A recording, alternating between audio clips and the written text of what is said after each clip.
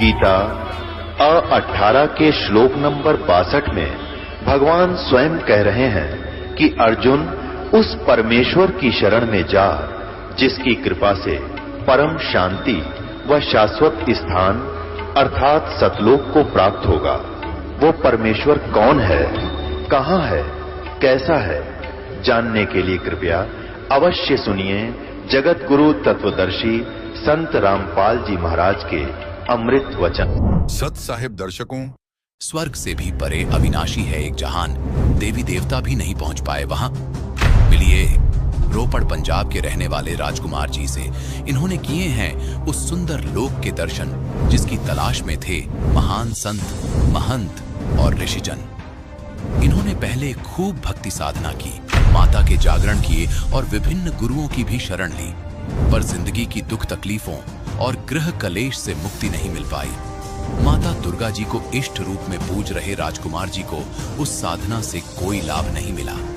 पर पूर्ण संत रामपाल जी महाराज की शरण प्राप्त करने के बाद एक दिन इनके साथ अनहोनी घटना घटी जिसे सुनकर शायद आप भी हैरान हो जाएंगे।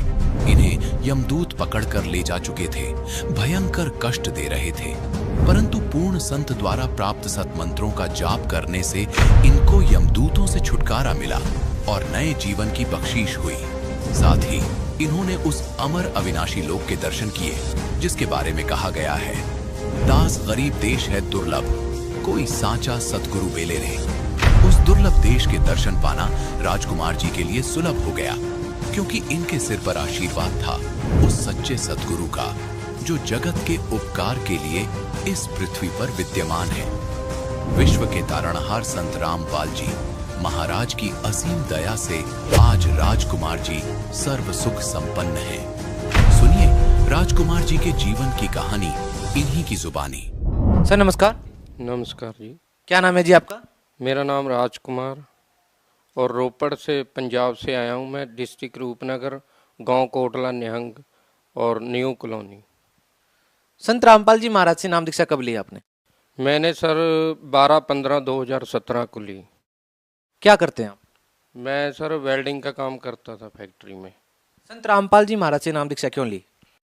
सर ऐसा है कि मैं बहुत सारे पहले भक्ति भी करता था, माता के जागरण करता था, तो हमारे पे कष्ट से कष्ट टूटते जा रहे थे। तो हमारे जो पिताजी थे वो बहुत कई सालों से, मेरे होश संभालने से पहले ही वो निरंकारी पंथ में जुड़े हुए थे। तो मैंने आशुतोष जी महाराज से भी नामदान ले रखा था। तो कहीं ना कहीं वो भक्ति से मेरे को आराम नहीं था मिल रहा, कोई घर में बरकत नहीं थी पैसे की, और वैसे भी हमारे खर्चे पे खर्चा और दुख तकलीफ़ें बहुत थी। और प्रेतवादा ऐसी थी कि हमारे को कि कई बार जागरण करते करते ही वहाँ से ही मेरे को हुआ। तो ऐसा मैं खेलने लग गया था, जागरण में खेलने लग गया। तो कभी कभी इतना क्लेश होना घर में, और कभी कभी मिट्टी का तेल उठा के अपने ऊपर डाल लेना कि मैं मर जाऊंगा। इतना प्रेतवादा से हम परेशान थे बहुत। तो हुआ क्या ही, ऐसे ही कभी कपड़े फाड़ देने, भाग जाना, हमारे पास नज़दीक ही नहर है, कि मैं मर जाऊंगा, मैं नहीं जीऊंगा। तो मेरे 3 लड़के थे सर, 3 लड़कों में से एक मेरा बेटा भी ऐसे ही ब्लड कैंसर हो गया था उसको 5 साल की उम्र में, वो भी मृत्यु को प्राप्त हो गया। तो मैं कहीं ना कहीं ये सोचता था कि भगवान, सभी बोलते हैं कि माता के शुरू से ही मेरी ना बचपन में माँ मर गई थी सर, मैं 6 महीने की उम्र थी मेरी। तो जो मेरी मदर थी, मेरा सर यहाँ से पूरा गल गया था, यहाँ से हड्डी निकल गई थी कि यहाँ से, तो पूरा डैमेज हो गया था। तो मेरी मदर इसी चक्कर में मर गई कि नहीं ये बचेगा नहीं। तो सर मदर तो मर गई, फिर मैं बच गया। मेरा अमृतसर में ऑपरेशन हुआ इसका। तो मेरे जब मैं होश संभाली तो मेरी मदर की कोई फ़ोटो भी नहीं थी घर में, मैंने को नहीं था पता माँ कैसी होती है। तो सर जी मैंने जब होश संभाली तो मैंने माता दुर्गा को, और मैं यही सोचा कि यही जगजननी है, यही सृष्टि के रचनहार है।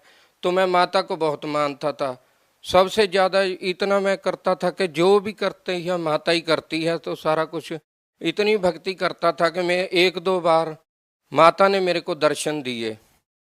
मैं नैना देवी साल में 2 बार 3 बार और कई बार साल में 1 बार जरूर जाता था।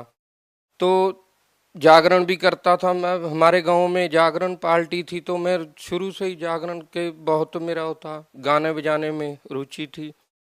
तो जब मैं माता को 1-2 बार मेरे को माता भी दिखाई दी, दर्शन दिए माता ने, तो इतना मतलब मेरे को कोई लाभ नहीं था मिलता। मैं बोलता था कि मैं इतनी भक्ति भी करता हूँ माता की, और मैं निरंकारी पंथ में भी जुड़ा हुआ हूँ। मेरे ससुराल वाले, मेरी शादी भी निरंकारी पंथ के हिसाब से ही हुई थी। तो ये सारा कुछ करते करते फिर मैंने ये छोड़ के मैंने आशुतोष जी के पास भी गया। तो उन्होंने भी जो साधना बताई थी कि ऐसे 2.5 घंटे 3 घंटे बैठना है, नाक कान मूंद के, तो अपनी जीव है जो तालू को लगानी है, तो साधना करनी है, तो आपको परमात्मा की प्राप्ति होगी। वो भी बोलते कि प्रकाश दिखता है, झुनकार दिखेगी, सुनाई उसको सुनना है। तो मैं कहीं ना कहीं ये सोचता था कि परमात्मा हम ऐसे हैं तो परमात्मा कैसा होगा। परमात्मा हमको जिसने बनाया है वो हमारे जैसा ही होना चाहिए, कि ये लोग कैसे बताते हैं कि परमात्मा ऐसा है, परमात्मा ऐसा है। तो मेरे को जचती नहीं थी बात। वो कहीं ना कहीं मैं ये सोचता था कि परमात्मा आप कहाँ हो, कैसे मिलोगे मेरे को। तो इतना कष्ट होते होते आखिरकार मेरे 2011 महीने 17 को 4 तारीख को मैं फैक्ट्री में सेकंड सैटरडे को सुबह चाय पी के काम कर रहा था सीढ़ी पे ऊपर। तो नीचे बहुत बड़ा कबाड़ पड़ा हुआ था लोहा, तो मैं ऊपर से गिर गया। सर जी मेरे को नहीं पता, मेरे ना महीने में 2 महीने में ऐसी चोट लगती थी कि बड़ी कसूती चोट लग जाती थी, बहुत देर बहुत चोटें भी लगती थी। तो ऐसे करते करते मैं क्या, ये भी भगवान मेरे पे इतना कष्ट क्यों आ रहा है, हमारे घर में इतना क्लेश। और सर जी मैं नशा इतना करता था ना कि मैं दारू पिए बिना नहीं था रह सकता।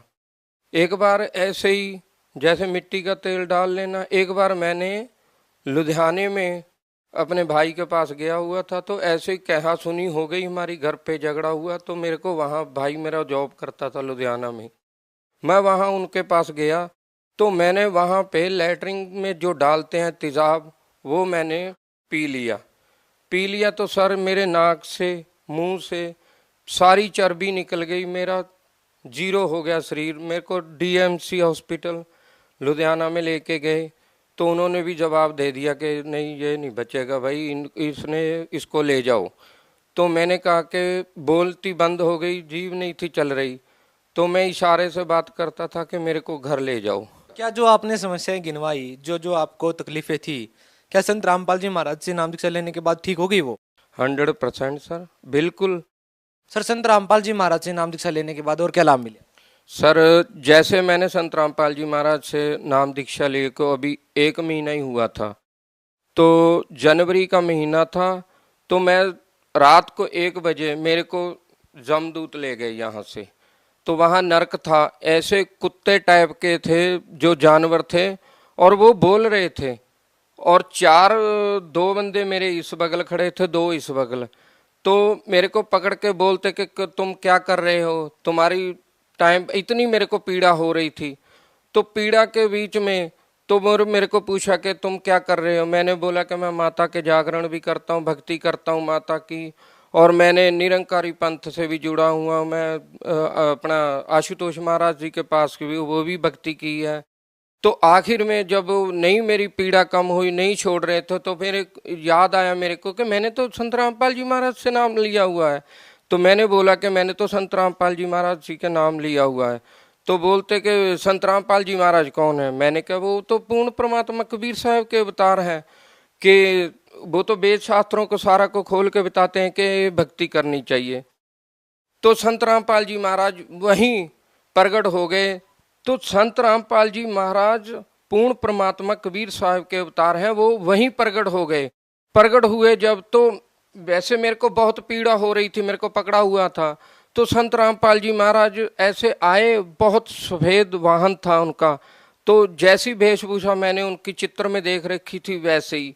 तो मैंने बड़ा सोचा कि गुरुजी तो ऐसे चले गए निकल के, तो मेरे को छुड़ाया तो है नहीं जैसे हमारी आम आदमी की वृत्ति होती है। तो वो तो बताया कि संत जो होता है उसके वचन में शक्ति होती है। तो जब चले गए गुरुजी तो मैंने कहा कि गुरुजी ने तो मेरे को नाम दे रखा है। तो मैंने जो प्रथम मंत्र मेरे को मिले हुए थे 7 मंत्रों से पहले मंत्र है जो, तो मैंने उसका उच्चारण करना शुरू कर दिया जोर जोर से। तो करने वो छोड़ के मेरे को ऐसे गिर गए, पासे हो गए मेरे से। तो जो जानवर ने मेरे को पकड़ रखा था तो मैंने उसको गुरुजी का नाम लेके ऐसे फाड़ दिया। तो जब मेरी आत्मा कड़क से मेरे शरीर में जब डली, तो जब शरीर में डली तो मेरा शरीर काम करना ही बंद कर गया था और पूरा भीगा पड़ा था। मेरी रजाई, मेरा बेड पूरा भीगा हुआ था। तो मैंने कहा हे परमात्मा, मैं तो बच गया आज।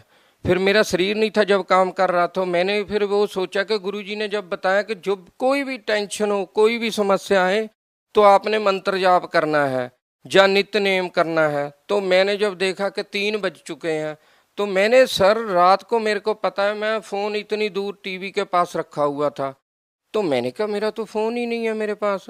जब मैंने हाथ ऐसे मारा तो मेरे सिरहाने नीचे फ़ोन था।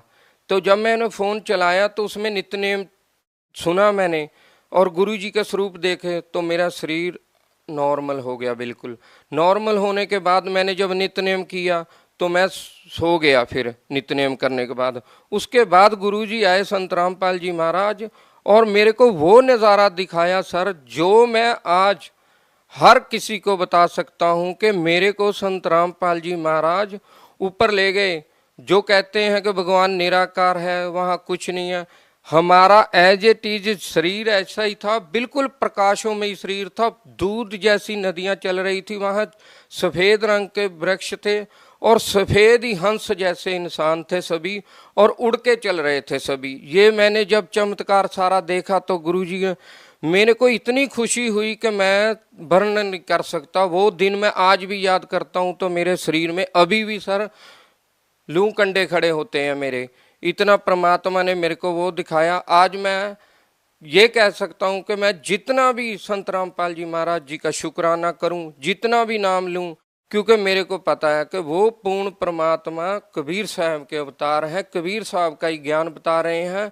हम कबीर साहब को एक आम नागरिक, आम एक जान के छोड़ रखा था। तो ऐसे ही एक बार मेरे बेटा है 18 साल का है, रोहित कुमार है उसका नाम। तो वो लैटरिन बैठा था तो रोता बहुत था। मेरे को मेरे घरवाली बोलने लगी कि ये इसको कोई तकलीफ़ है, इसको ले जाओ हॉस्पिटल दिखाओ। तो सर मैं उसको पूछा कि क्या बात है, कहता डैडी मेरे को लैटरिन नहीं आती है, मेरा बहुत बुरा हाल है। सर जी तो मैंने डॉक्टर को दिखाया तो डॉक्टर ने बोला कि इसको तो बवासीर है भाई। तो उन्होंने पर्ची पे दवाई लिख दी 1300-1400 की, बोलते कि ये 10-15 दिन इसको दवाई खिलाओ, उसके बाद फिर देखेंगे क्या करना है।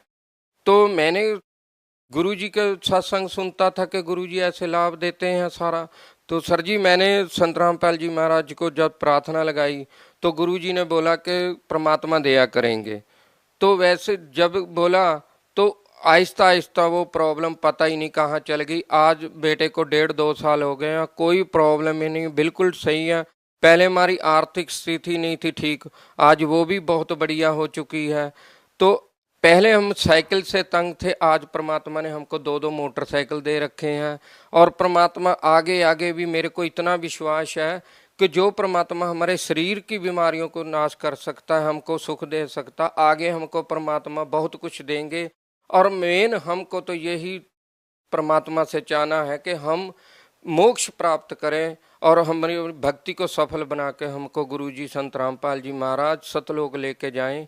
ऐसा क्या सर, जो संत रामपाल जी महाराज जो भक्ति बताते हैं, जो मंत्र जाप देते हैं, वो पूरे शास्त्र, वेद, गीता, बाइबल, कुरान शरीफ को खोल खोल के पढ़ाते हैं। कुरान शरीफ, बाइबल ये तो पहले भी थे, पहले भी लोग पढ़ ही रहे थे।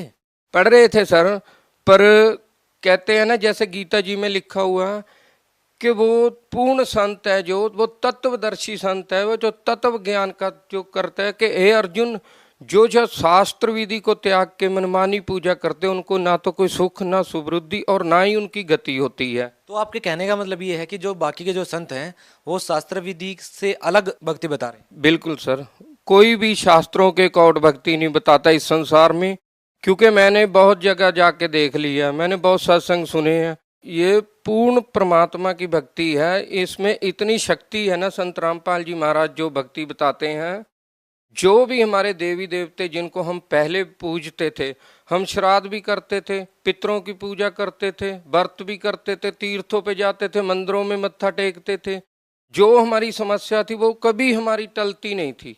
लेकिन ये तो हर संत कहता है कि नशा नहीं करना चाहिए, ऐसा ही संत रामपाल जी महाराज जी भी कहते हैं, तो फर्क क्या है? सर जी, कहने और करने में बहुत फर्क है। नशा तो व्यक्ति को ही छोड़ना पड़ता है ना, आखिरकार नशा चाहते तो आप पहले भी छोड़ देते। नहीं सर जी, ये ऐसा गंदा जो कुआं है ना, इसमें से निकला नहीं जाता, ये लग तो जाता है, छूटता नहीं है। अब कैसे निकल गए आप? अभी जो संत रामपाल जी महाराज जी ने भक्ति बताई है, जो मंत्र जाप दिया है, मंत्र जाप से नशा छूट सकता है? हाँ जी बिल्कुल 100% मंत्र जाप से नशा छूट जाता। तो संत रामपाल जी महाराज का कोई भी अनुयायी नशा नहीं करता क्या? नहीं, बिल्कुल भी नहीं, हाथ तक नहीं लगाएंगे नशे को, करना तो दूर की बात। अच्छा, आपने बताया था कि आपको भूत प्रेत की भी बाधा थी, तो वो कैसे ठीक हुई फिर? सर जी ऐसा है, जब मैंने नामदान ले लिया था तो मेरे को उस टाइम भी ये लगता था कि मेरे को पीछे से कोई मार देगा, ऐसे बहुत देर ऐसे होता रहा, थोड़ा थोड़ा हल्का हल्का, जैसे जैसे मैंने भक्ति प्रारंभ की, करता रहा भक्ति, तो आहिस्ता आहिस्ता वो जो भूत प्रेत की बाधा थी वो अपने आप हट गई, मेरे पीछे हट गई। तो आज मैं बिल्कुल स्वस्थ हूँ, कोई मेरे को तकलीफ नहीं। पहले मेरा वजन 48, 49, 50 यहीं खड़ा था, आज मेरा 63-64 किलो वजन है। बिल्कुल मैं नशा नहीं कोई करता, सारे काम करता हूँ, मेहनत मजदूरी करता हूँ। लोग तो ये कहेंगे ना कि आप आज भी मजदूरी करते हैं, संत रामपाल जी महाराज जी में इतनी शक्ति है, इतनी आपको भक्ति मिली, तो आप अफसर क्यों नहीं बन गए, बड़े आदमी, बड़े सेठ क्यों नहीं बन गए? नहीं सर, ऐसा है, ये जो ज्ञान है, ये ज्ञान के आधार से अगर हम देखें, नानक जी, कबीर, परमेश्वर खुद यहाँ धरती पे रहे, परमात्मा इस मोह जाल से हमको निकालते हैं।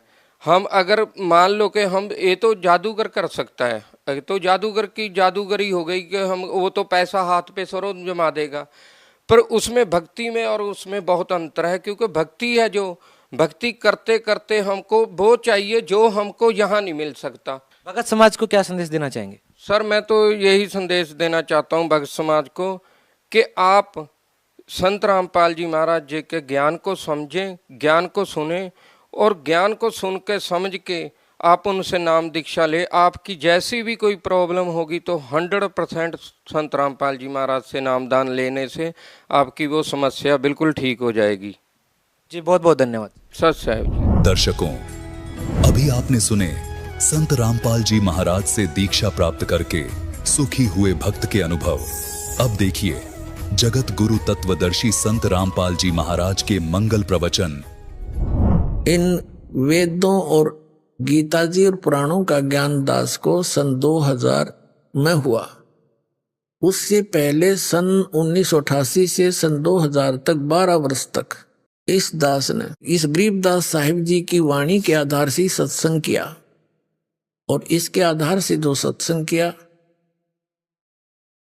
वो भी हमारे जो पुराने भक्त उनको सबको मालूम है, वो कैसेट अभी तक उनके पास उपलब्ध है। और फिर ये सदग्रंथों प्रमाण देखे, ओए होए, अब क्या बताते हैं। जैसे गरीबदास जी कहते हैं, सतगुरु आए दया करी, ऐसे दीन दयाले, बंदी छोड़ वृत्तास का, जठरग्नि प्रतिपाले। गगन मंडल से उतरे सतगुरु पुरुष कबीरे, गगन मंडल से उतरे सतगुरु पुरुष परमात्मा कबीर। तो वो ऐसे वो भगवान आते हैं, और ये वेदों में प्रमाण दे रखा है कि वो परमात्मा सतलोक में रहते हैं, वहां से गति करके आते हैं। जैसे गरीबदास साहिब जी ने कहा है, जाखी वेख कबीर की, नानक की तीवा, वह सखा के गल पड़ी, इब कौन छुटावेता। अब जैसे नानक साहिब जी ने परमात्मा के झांकी देख कबीर की, कबीर परमेश्वर का सचखंड में सतलोक में वो दृश्य देखे, वहां के सतलोक का और परमात्मा की वहां सारी व्यवस्था का झांकी होता है, नजारा। जैसे 26 जनवरी के ऊपर आप देखते हो या 15 अगस्त पर प्रत्येक स्टेट अपनी अपनी झांकी माने उस स्टेट में किस प्रकार की कल्चर है, वहां का क्या कुछ रहन सहन है, क्या उसके अंदर कैसे तीर्थ स्थान है या कोई फैक्ट्री लगाई है, उनके एक बना करके वो मॉडल से और वो अपने अपना प्रदर्शन करते हैं, उसको झांकी बोलते हैं। ये पंजाब स्टेट की झांकी या हरियाणा राज्य की झांकी आ गई, तो उस झांकी का अर्थ है वो पूरा दृश्य, उसमें क्या कुछ हो रहा है। तो गरीबदास जी कहते हैं झांकी वेख कबीर की सतलोक में, नन्नो की वाह, ओए वाह तेरे की वाह, वाह गुरु, ये है वो भगवान सचमुच सही। और कहते हैं अब सिखों ने वाह गुरु पकड़ ली, वाह गुरु। अब नो के वाह सिखा के गड़बड़ी कौन छुटावे था। अब नानक साहिब जी ने किस दृष्टिकोण से वह शब्द बोला था, लेकिन उन्हें गुप्त रखना अनिवार्य था, इसलिए वाह का शब्द भी गाया, वाह ऐसा है, वाह सर्वशक्तिमान है। अब वाह तो वो कौन था, वो दानक रूप रहा करतार। परमात्मा वहां रहते हैं, वहां से गति करके आते हैं, जैसे आपको बताया इन महापुरुषों को वो मिले। तो यहां क्या बता रहे हैं, दर्जन दे का रूप शैल वृंदावन कीनी, तहां मिले धर्मदास करत हैं बहुत आदीनी। एक विशेषता होती है, जो भक्त बीज होता है पिछले जन्मों के, जिसके अंदर संग्रह भक्ति होती है या भक्ति स्टार्ट होने के बाद उसमें कुछ परिवर्तन अवश्य आता है, वो अधीन होता है। और जब तक अधीन नहीं होगा भगवान, उसमें कुछ भी नहीं होता, व्यर्थ का प्राणी है। जैसे आपने सरसों देखी होगी, सरसम का पौधा, सरसम का जो पौधा होता है वो जब तक उसकी फलियों में दाने नहीं होते, यानी दाने जो सरसों के दाने जब बनते जाएंगे तो सरसों अपने आप झुकना शुरू कर देगी। और जब कति परिपक्व हो जाएगी, कति ऐसे झुक जाती है, जमीन पर छूने को हो जाती है सरसों, तो उसकी कीमत बन गई। और जब तक उसमें कीमत नहीं थी, वो फड़ी थी उसका न्यों की न्यों, और वो न्यों खड़ी थी आकड़ी, तो उसमें कुछ भी नहीं था, उसने खड़बड़े ना तेल। और ज्यों ज्यों उसकी कीमत बनती, उसमें वो बनती गई दाने, और उन दानों की कीमत, उनकी वैल्यू, तो अपने आप वो कमाई, वो धन अपने आप झुका देती है उसको। तो ऐसे ही जिन पुण्यात्माओं में कुछ चाहे तो पूर्व जन्म के हो या अब भक्ति स्टार्ट करके फिर वो जो का तो सरसों सी पक जाएगी उसकी, तो उसमें आधीनी होती है। आधीनी के पास है पूर्ण ब्रह्म दयाल, मान बड़ाई मारियो बेअदबी सरका। अब यहां क्या बताते हैं, दर्जन दे का रूप शैल वृंदावन कीनी, तहां मिले धर्मदास करते हैं बहुत अधीनी। जिंदा महात्मा का रूप बना के, जिंदा महात्मा के रूप में आदरणीय नानक देव साहिब जी को मिले थे, जिंदा महात्मा के रूप में आदरणीय धर्मदास साहिब जी को मिले थे, जिंदा महात्मा के रूप में आदरणीय दादू साहिब जी को, आदरणीय मलुकदास साहिब जी को, आदरणीय गरीबदास साहिब जी को, इन्हीं जिंदा महात्मा के रूप में मिले थे। आदरणीय गीसा दास साहिब जी को जिंदा महात्मा के रूप में मिले थे। तो ऐसे ही वो परमात्मा आते हैं, जैसे वेदों से प्रमाणित किया, अच्छी आत्माओं को मिलते हैं। बहुरंगी बरियाम कामनी कामी सोई, दर सतगुरु का रूप धनी उतरे हैं लोई। कहते हैं धर सतगुरु का रूप, यानी उपदेश करने की इच्छा से, यानी सतगुरु बनकर धर सतगुरु का रूप। और धनी यानी कुल का मालिक वो ही उतरे हैं। बहुरंगी वरियाम कामनी कामी सोही, दर सतगुरु का रूप धनी उतरे हैं लोई। परम उजागर ज्ञान दान बहुरंगी बाना, तहां मिले धर्मदास आचार विचार दीवाना। धर्मदास मिला और इस कर्म कांड में दीवाना हो रहा था, उन नकली नामों पे, नकली भगवानों पे दीवाना हो रहा था। धर्मदास जी अपना नित्य कर्म करते थे जो बता रखा था। परमात्मा निकट जाके बैठ के जब उसने सारा कर्म कांड कर लिया, गीता जी का पाठ भी कर लिया, तब परमात्मा ने कहा, पुण्यात्माओं आप तो बालक बुद्धि है आपकी, क्योंकि आप इतने मैच्योर माइंड हुआ नहीं इस अध्यात्म के अंदर। वो परमात्मा हम 2 कौड़ी के जीवों के लिए भटक रहा है, क्योंकि हम उसके बच्चे हैं। अपने बच्चों के लिए अपना पिता माता ही दुखी हुआ करते हैं। धर्मदास को, एक 2 कौड़ी के जीव को तो महाराज जी कह रहे हैं परमात्मा, और अपने आप को नो कह मैं एक जिज्ञासु हूं महाराज जी, और मुझे भक्ति मार्ग चाहिए। अब कबीर साहब बोले उनते, कौन तुम्हारी जात कहाँ से आए स्वामी, पूछे पुरुष कबीर धनी साहब नीकामी। आपकी कौन जाति है, आप कहाँ से आए हो स्वामी। कबीर साहब कहते हैं धर्मदास जी को, क्योंकि वो एक महात्मा के सा रूप बनाए बैठा था, वैष्णव साधु जैसा। और यदि देख कितनी दया करी, कितनी परेशानी उठानी पड़ रही परमात्मा को। आप किसी अपने मित्र प्यारे को, रिश्तेदार को, जो दूसरे पंथों में या किसी अन्य साधना पर लगा हुआ है, आप उसको सीधा कह दो अज्ञा साधना गलत है, आपने पानी ने भी ना पूछा हो। ऐसी स्थिति आ जाए, कितना मित्र हो आपका, इस मार्ग में अवश्य काल उसने चंगरा दे। तो इसी दृष्टिकोण से परमात्मा अगर सीधा उसको कह दे तो बात भी ना करे और फिर अधूरा रह गया काम। तो कैसे बोलते हैं दाता कि कौन तुम्हारी जात कहाँ से आए स्वामी। स्वामी माने मालिक।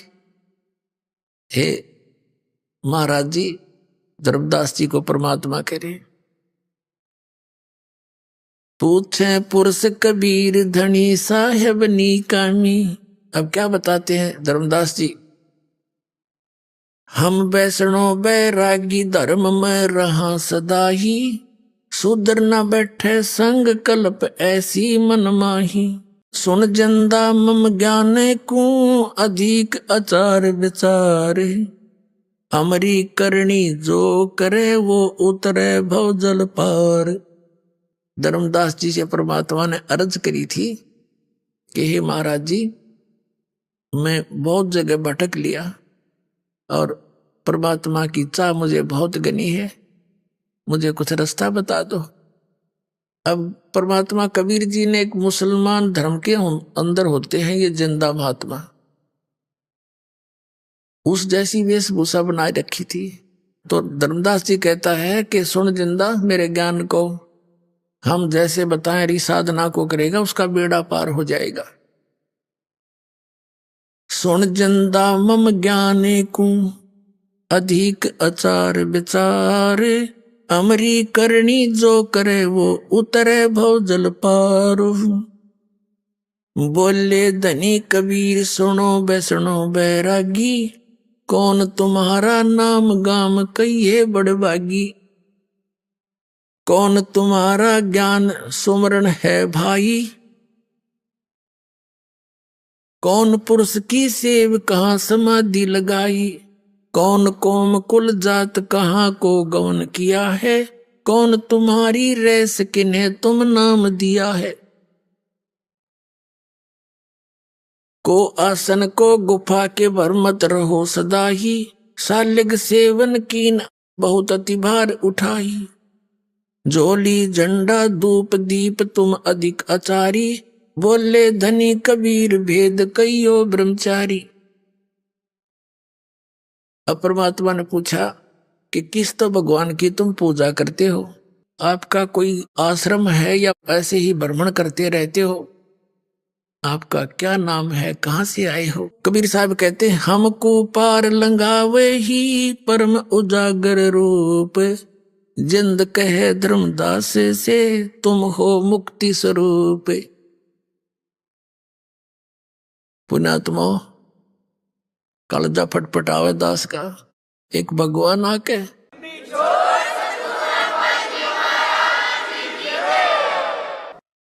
हम नालायकों के लिए कितने भटक रहे हैं। एक 2 कौड़ी के जीव और सामने भगवान बैठ के न्यू कहे, हमको पार लगाइयो और परम उजागर रूप, जिंद कहे धर्मदास से तुम हो मुक्ति स्वरूप। यानी यूं ना कहे तो वो बात नहीं सुने कती कि मेरा बेड़ा पार कर दो। आप तो मन से लागो जैसे आपके पास बहुत बढ़िया ज्ञान है, बहुत अच्छा आपका जो है, मैंने ज्ञान सुना, बहुत अच्छा लगा। अब वो परमात्मा हम जीवों को काल ने कितना दूर कर दिया उस मालिक से। हमारे निकट आने में भी मालिक को कैसे फार्मूले अपनाने पड़ रहे हैं अपने बच्चों के पास आने के लिए, और कैसे फार्मूले अपनाने पड़े ताकि मुझे पहचान सके। इतना जुल्म कर रखा है इस काल भगवान।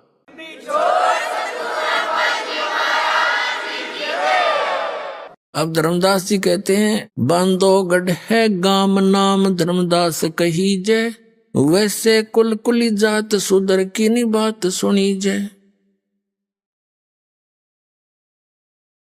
सरगुण ज्ञान स्वरूप ध्यान सालग की सेवा, मल्ला गृक्षण कंत संत सब पूजू देवा। 68 तीर्थ नान धान कर कर हम आए, पूजै सालग राम तिलक गल माल चढ़ाए। धूप दीप अधिकार आरती करे हमेशा, राम कृष्ण का जाप रटे हम शंकर शेषा। अब धर्मदास जी अपनी सारी साधना बताने लगा। 68 तीर्थ तो का तो व्रत घूमते हैं, और राम कृष्ण और शंकर विष्णु जी की हम नाम जपते हैं। नेम धर्म से नेह स्नेह दुनिया से नाही, आरूढ़ बैराग और की मानो नाही। धर्मदास जी ने फाइनल कर दिया कि मैं जो ज्ञान मुझे प्राप्त है इसके ऊपर मैं कति आरूढ़ हूं, और की मैं सुनो नहीं। मुझे इतना विश्वास है मेरी भक्ति और भगवान और साधना।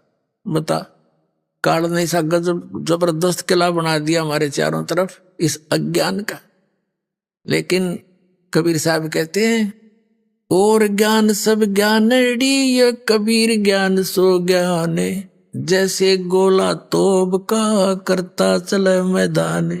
युग तोब का गोला है परमात्मा का ज्ञान, ये सबके किले फोड़ देगा जैसे नकलियां के।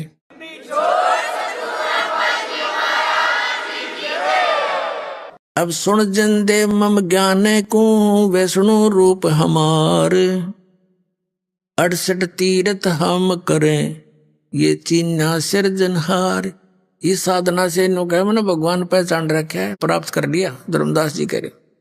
अब परमात्मा बोले जिंदा बैन कहाँ से सालग आए, को 68 का धाम मुझे तत्काल बतावे। राम कृष्ण का रहे नगर वो कौन कहावे, ये जड़वंत हैं देवता से क्यों घंट बजावे। राम कृष्ण को टो गए वो धनी एक का एक, जिंद कहे धर्मदास से तुम बूझो ज्ञान विवेक।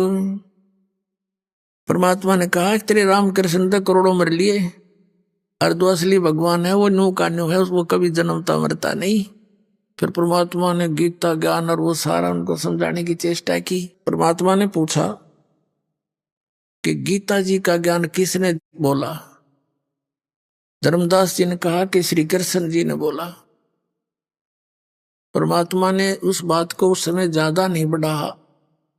ये परमात्मा उस समय ये कह देते कि कृष्ण जी ने बोला नहीं, यु ज्ञान यु तो काल ने बोला, तो उसको ही वो सुनने को तैयार नहीं होता।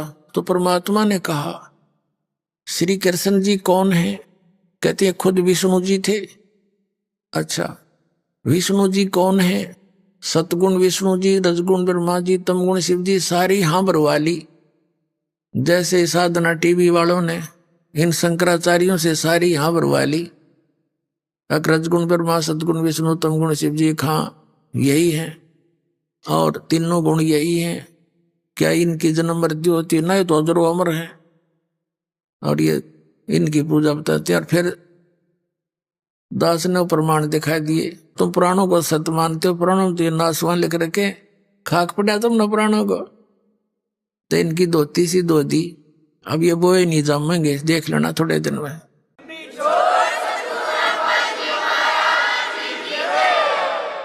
तो परमात्मा ने कहा कि सतगुण विष्णु अखां जी और तमगुण शिव जी अखां सारी मान्यता हो। तो परमात्मा ने कहा श्री कृष्ण अर्थात विष्णु जी ने गीता का ज्ञान बोल दिया, ठीक है। और आप क्या जाप करते हो? राम कृष्ण हरे कृष्ण कृष्ण कृष्ण हरे हरे, हैं? शंकर भगवान ओम नमः शिवाय, ओम भगवते वासुदेव नमाय, नमो राधे राधे श्याम मिला दे। ये मंत्र है तुम्हारे कहाँ जी? सहस्रनामा विष्णु का कहाँ जी? क्या गीता जी में है ये नाम किता है? जब गीता जी को आप एक ऑथेंटिक ग्रंथ मानते हो, सबसे उत्तम ग्रंथ मानते हैं हिंदू धर्म के पुण्यात्माएं, तो जो गीता जी में ज्ञान लिखा है वो किसका है बोला हुआ? भगवान का। जैसे तुम मानते हो तुम्हारे विष्णु भगवान का, वैसे तो किसने बोला हो? तो दास ने क्लियर करे रखा है। तो वो बोलने का अर्थ क्या होता है? तुम्हारे लिए संदेश है, आदेश है, निर्देश है कि जो इसमें लिखा ऐसा करो तुम। धर्मदास जी कह रहे कहा, और तुम कर क्या रहे हो? गीता जी में है कहीं पर राम कृष्ण कृष्ण कृष्ण हरे हरे सीता राम राधे श्याम मिला दे। फिर ये खाक मंत्र कर रहे हो तुम। गीता जी अध्याय नंबर 16 के श्लोक नंबर 23 में कहा कि शास्त्र विधि को त्याग कर जो मनमाना आचरण करते हैं उनको ना सुख होता है, ना सिद्धि होती है, ना उनकी गति हुई। फिर क्यों डले डो रहा है इसके? अब एकदम वो स्तब्ध हो गया। और तू श्री कृष्ण विष्णु जी को विनाशी बताते हो। गीता जी अध्याय नंबर 4 के श्लोक नंबर 5 और 9 में आपका गीता ज्ञानदाता कहता, अर्जुन तेरे और मेरे बहुत जन्म हो चुके, तो नहीं जानता मैं जानता हूं। तो फिर खाक अविनाशी है ये कहां से सुना तुमने इनकी ये महिमा? ये लोक वेद है, ये दंत कथा है, वास्तविक ज्ञान नहीं है धर्मदास जी। और फिर गीता ज्ञानदाता कहता है 18वें अध्याय के 62वें श्लोक में कि अर्जुन तू सर्वभाव से उस परमेश्वर की शरण में जा, उसकी कृपा से तो परम शांति को, सनातन परम धाम को प्राप्त होगा। और गीता अध्याय नंबर 15 के श्लोक नंबर 4 में कहा कि तत्वदर्शी संत की प्राप्ति के उपरांत परमेश्वर के उस परम पद की खोज करनी चाहिए जहां जाने के बाद साधक लौटकर कभी संसार में नहीं आते। और जिस भगवान की तुम पूजा कर रहे हो, मान ले श्री कृष्ण विष्णु जी की, ये कहता तेरे और मेरे बहुत जन्म हो लिए, तो इनकी भक्ति करके तुम जन्म मरण और शाश्वत स्थान को कैसे प्राप्त कर सकते हो? अब धर्मदास जी के अंदर तो खटक लगी, लेकिन ये ऊपर का जो अभिमान है यू अंदर उस वस्तु को जान नहीं देता। लेकिन परमात्मा के पास सारे तरीके हैं। ये तो परमात्मा है। जब परमात्मा ने सारी बात बता दी और अंदर से टूट गया धर्मदास जी, लेकिन ऊपर का वो कहते हैं रस्सी जल जा बल रह जाते हैं थोड़े से। तो एकदम ने बोला तो जो है मुसलमान है, इसलिए हमारे देवताओं की बेइज्जती करना चाहता है, तुझे ज्ञान अच्छा नहीं लगता तो जा सकता है। हम कोई जीव हिंसा नहीं करते, हम तो हिंदू धर्म में रहने वाले कोई मांस मिट्टी नहीं खाते, जीव हिंसा नहीं करते, इस तरह कह गए और चिंगर गया। परमात्मा अंतर ध्यान हो गए वहीं से। देख हमारी कैसी बुद्धि, अंतर ध्यान हो गए। जब सामने से आदमी हट जा, आधा कलेजा तो जब फट ले आदमी का। उत्तरे की यू तो कोई फरिश्ता था, उसने यहां तक सोच ली कहीं विष्णु भगवान तो नहीं आगे हो। नो कहते हैं भगवान ना जाने किस रूप में आ जाते। अब जो पूजा वो करा करता, साल्यग्राम की पूजा पौधारी किता गया तागा पाठ सारा भूल गया। अगले दिन सुबह उठा और वो पूजा तो भूल गए, कर ही नहीं सकता ये पूजा जब यू ज्ञान हो पास। ये डले कुंडो है। हमारा आस्था चैनल पे 5-6 महीने प्रोग्राम चला था। फिर नकली संतों ने पता लग गया थारी पोल पाटेगी।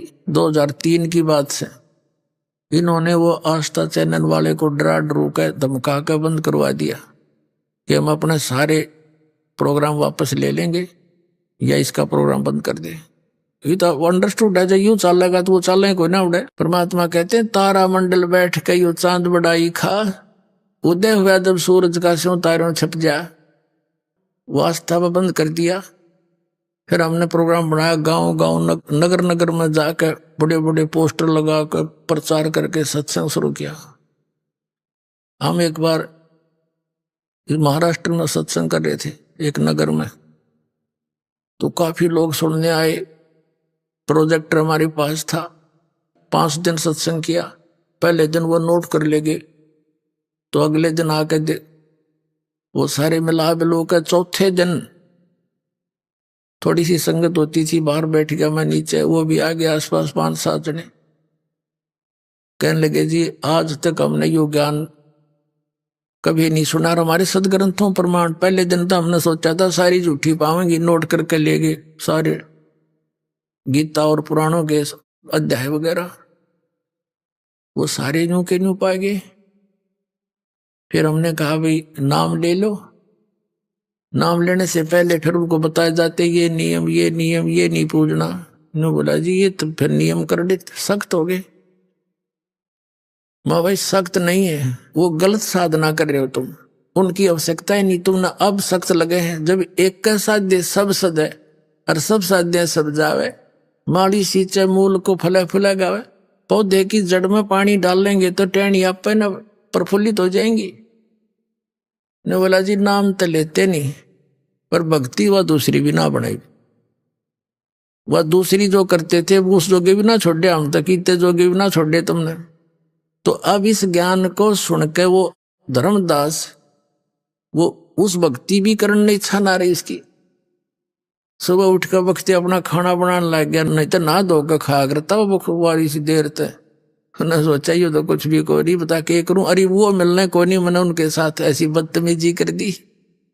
इस चिंता में ग्रस्त भोजन बनाने लग गया।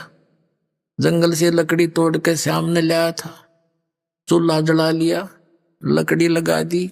एक मोटी लकड़ी थी, वह बीच से थोची थी, कुछ थोड़ी थोड़ी गिल्ली जंगल की सी लकड़ी होती है। सहयोगी लकड़ी लगा के खाना बनाने लग गया। लकड़ी जलती सुबह सुबह की बात है, लकड़ी जलती जलती चूल्हे से 1 फुट बाहर रह गई, वह उसके मुंह के सामने आ गई। तब तक रोशनी भी होगी। अब उसने देखा कि चींटियां उसके अंदर अंडे मुंह में ले रही और उससे बाहर निकलने की चेष्टा करें। बाहर आवे तो उसके पिछले लकड़ी के पिछले हिस्से पर तरल पदार्थ उबल रहा, उसके अंदर का ऑयल सा निकलता होता, पानी सा, वो उबलता है लकड़ी का बाहर पिछली साइड में। आगे से आग जले थी तो चटक मटक होकर वह सारी कीड़ी जलन लग रही।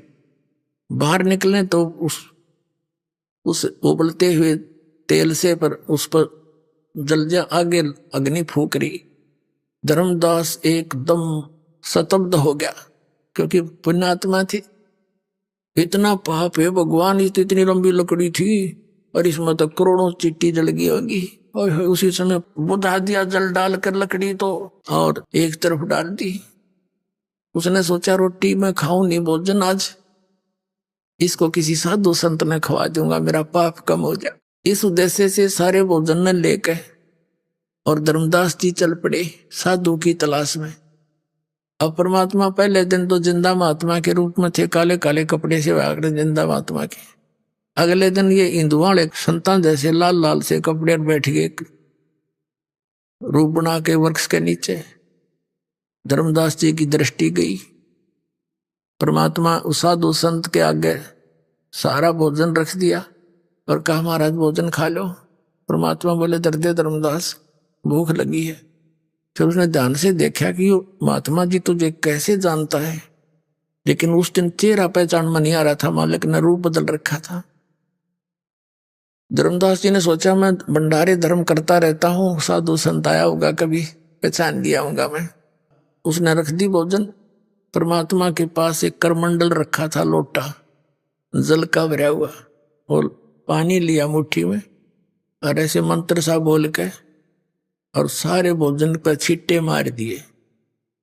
छींटे मारते ही वो सारे भोजन की चींटी बन गई, काली काली चींटी। मुंह में अंडे लेकर पूरी थाली काली होगी और बाहर निकलने की चेष्टा करने लगी।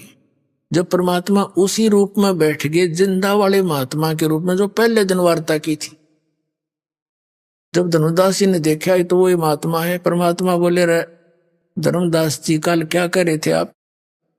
उस दिन क्या कह रहे थे कि हम जीव हिंसा नहीं करते, तेरे से तो कसाई भी अच्छा, और ये पाप का भोजन तो मुझे खिलाने वाला था।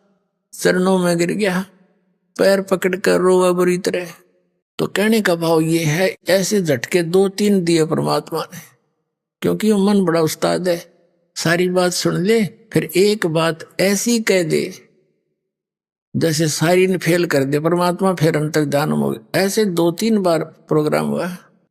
अब तड़फ जाएगी गणी, और पुराना रंग था वो भी साथ, यो कचरा अड़े था बीच बीच में। तो परमात्मा अंतर्ध्यान हो गए। अंतर्ध्यान हो गए तो धर्मदास जी मथुरा से वापस चल पड़े अपने घर को, बांधवगढ़ को। वहां से कहाँ जाना था? मथुरा से जाते हैं वृंदावन में, वृंदावन से जाते हैं फिर बरसाने में। बरसाना में क्यों जाते हैं? वहां के जो यात्री हैं कंप्लीट उनकी यात्रा ऐसे बनती है, गोवर्धन की फेरी। अब तो ये अपना पार्ट में करने लग गया, कोई फेरी फेरी करके आ जाए, लेकिन पहले ऐसा कंप्लीट था। और बरसाना गांव में अब से जाते थे, क्योंकि वहां की राधा लड़की थी।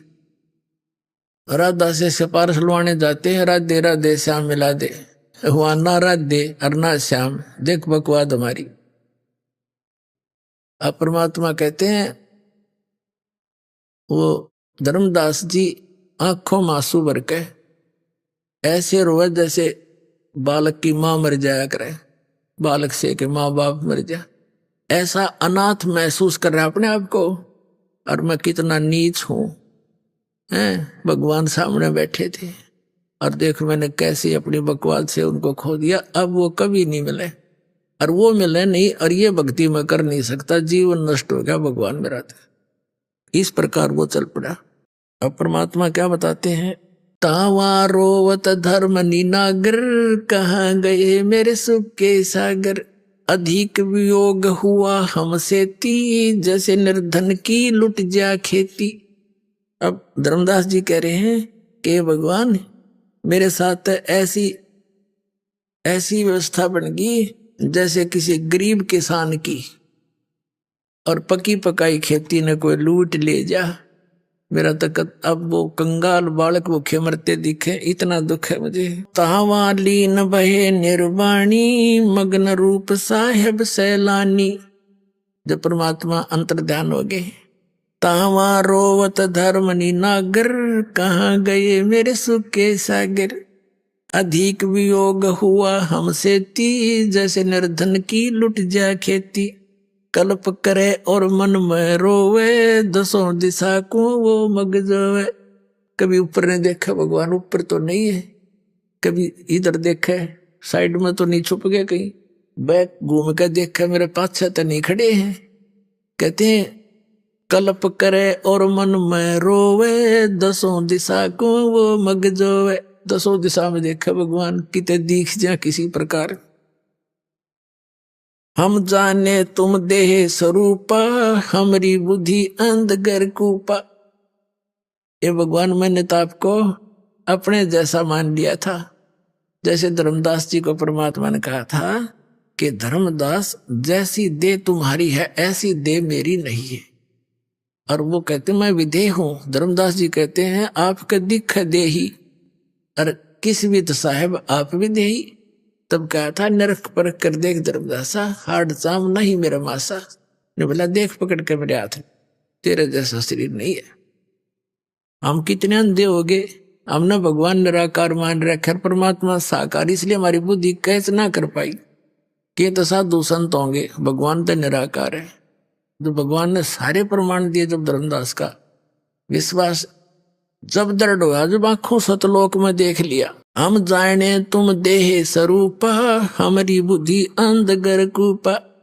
हमारी बुद्धि तो झेरा कुआ हो गया भगवान, अंधेरा कुआ। हम कैसे समझा आपको? अभी आपने सुने संत रामपाल जी महाराज के मंगल प्रवचन।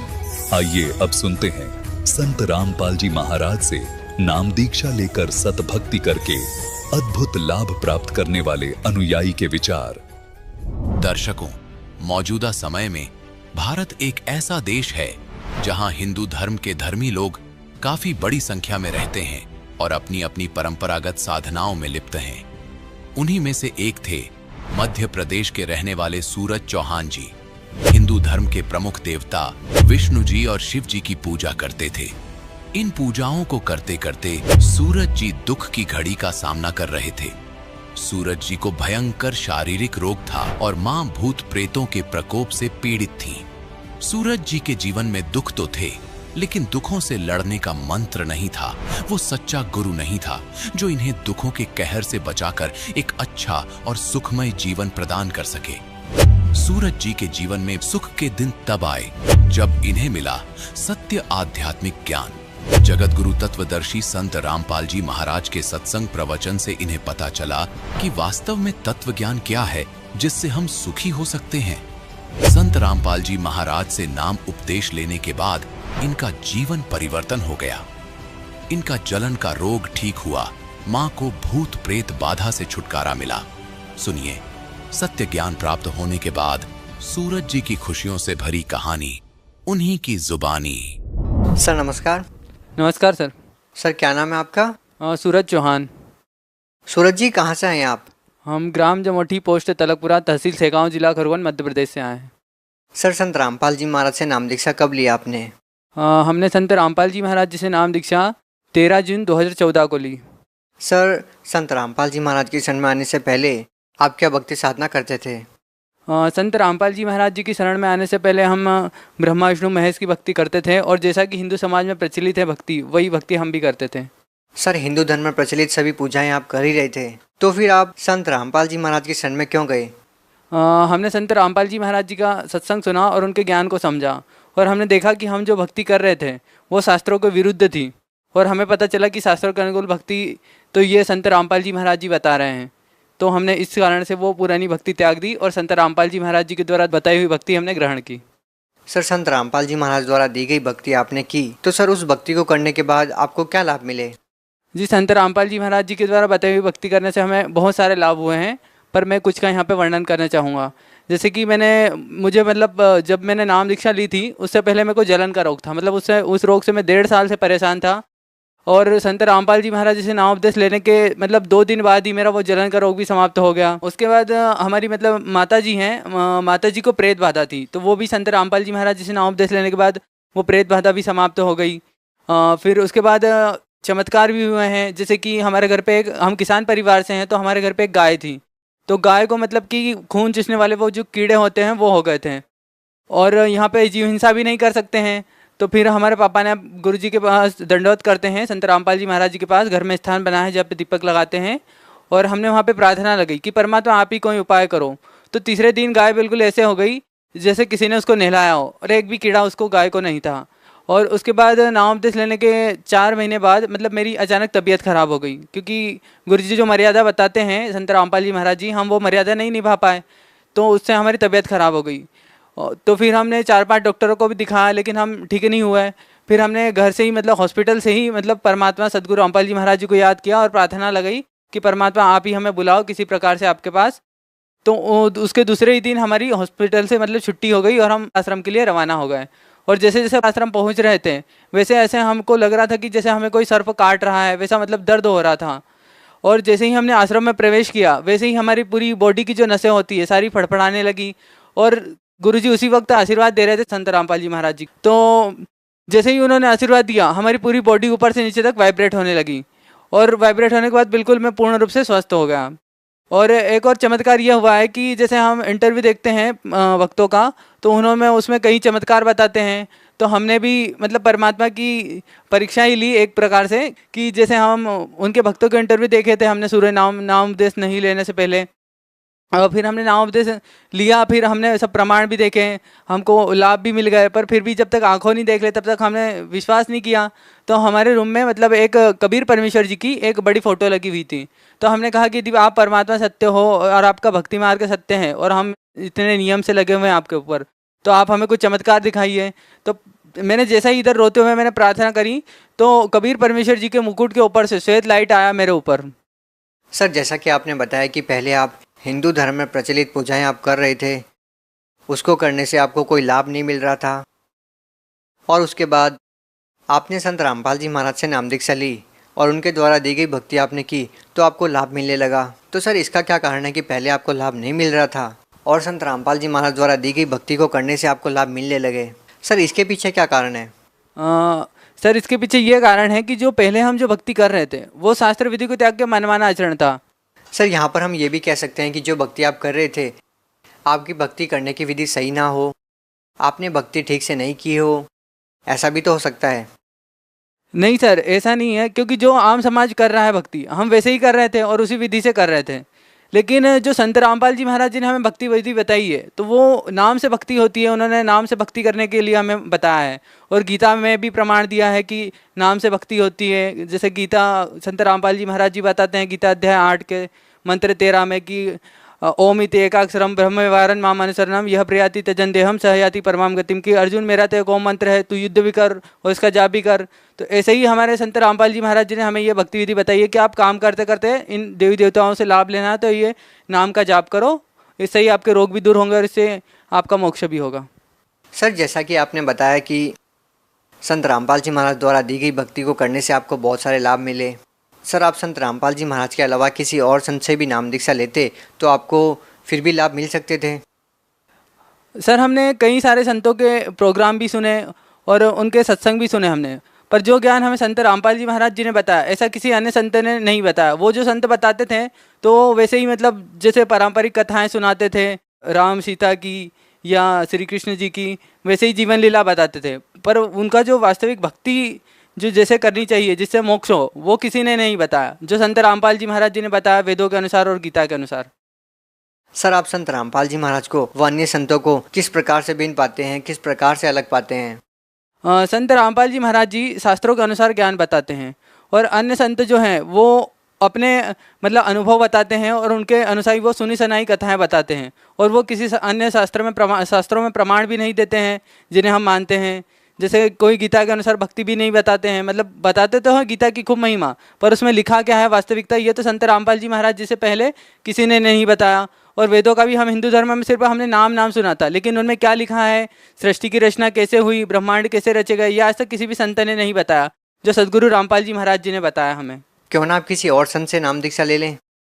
किसी और से नाम उपदेश लेने का सवाल ही नहीं उठता है, क्योंकि सर जो ज्ञान जो है संत रामपाल जी महाराज जी का, हमने तो उनको ज्ञान को समझा था और शास्त्रों के अनुसार उन्होंने जो साधना बताई थी हम शास्त्रों के अनुसार ही भक्ति कर रहे हैं।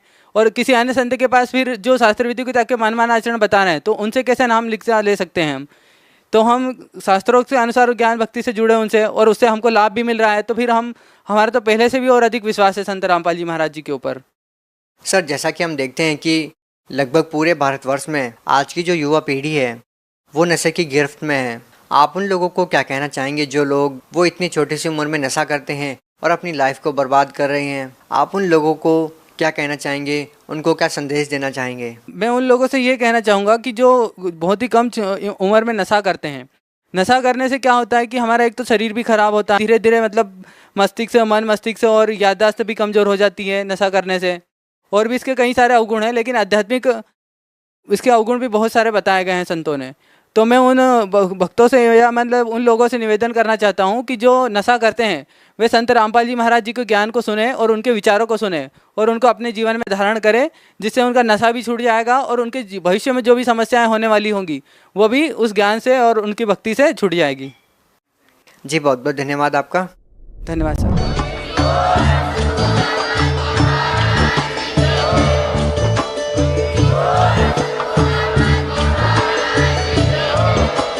आप सुन रहे थे जगत गुरु तत्वदर्शी संत रामपाल जी महाराज जी के मंगल प्रवचन। अधिक जानकारी के लिए विजिट कीजिए हमारी वेबसाइट www.jagatgururampalji.org। संत रामपाल जी महाराज जी के शुभ आशीर्वाद से पूरे विश्व भर में 500 से भी ज्यादा नाम दीक्षा केंद्र हैं, जिन पर संत रामपाल जी महाराज जी द्वारा ऑनलाइन निशुल्क नाम दीक्षा दी जा रही है। अपने नजदीकी नाम दीक्षा केंद्र का पता करने के लिए संपर्क करें 8222880541।